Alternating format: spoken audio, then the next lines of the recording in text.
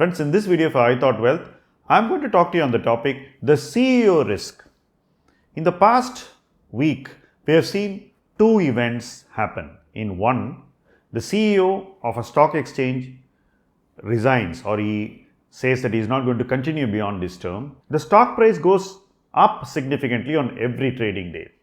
In another, over the weekend, the CEO of Jubilant Foods says he is moving on to pursue other opportunities, and the stock seems to be rattled. So, movement in CEOs, career changes tend to cause a lot of reactivity in stock prices. This trend is something which is only growing, and we are going to see this affect valuations of companies more and more in the days to come. So, we need to also understand how CEOs are important to each company we own, how their presence makes a difference to the fortunes of the company, and how company valuations may be impacted if the CEO moves on. We also have instances of extreme emergencies where CEOs become very ill or they move to another world. But that is something which is not really in our control as investors, because we are not going to get information about their health or about their personal well-being. But career changes, loyalty to the organization, the will to stay on for a long period of time is something which makes a huge difference to companies. We have seen companies like Titan clearly benefit from a very long CEO tenure. And we have seen this in multiple companies. In other instances, we have also seen companies not getting due credit because the CEO stayed on for too long. CEO is not the company, but the company is seen from who leads it.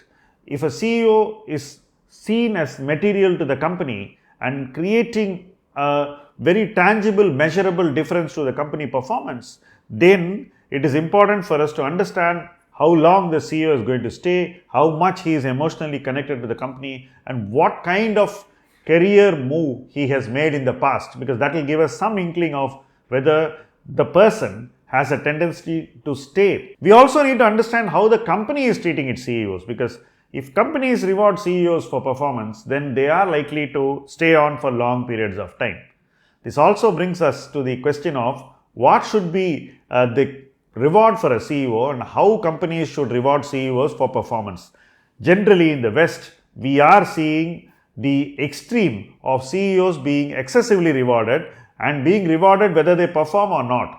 CEOs are being given a lot of ESOPs and remuneration just for staying, just to provide stability. In such instances, the company is in a position of weakness and the board is not able to exercise due control over how much it should pay and what should be the fair value in CEO compensation. So it's a mixed bag, and we need to be very conscious of what is happening in each company, how companies are viewing this very critical issue, how CEOs relate to the business, how emotionally involved a CEO is with this company, and what kind of career moves a CEO has made in the past.